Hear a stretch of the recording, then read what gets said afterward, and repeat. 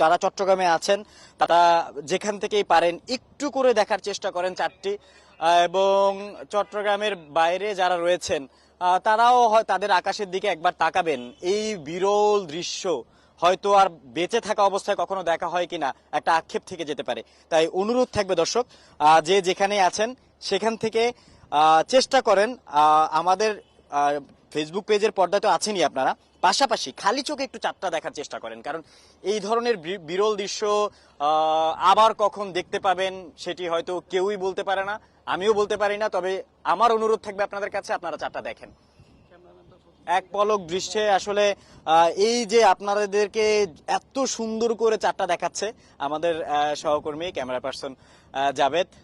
আমি জাভেদের মাধ্যমে আপনারা দেখতে পাচ্ছেন যে একেবারে সুন্দর করে ধরে রেখেছে চাঁদের দিকে। আমরা কোনো দিকে আর নাড়াচ্ছি না, আমি আমাকেও দেখাচ্ছি না, কাউকে দেখানোর চেষ্টা করবো না, শুধুমাত্র আপনাদেরকে দেখাবো আজকের চাঁদটা।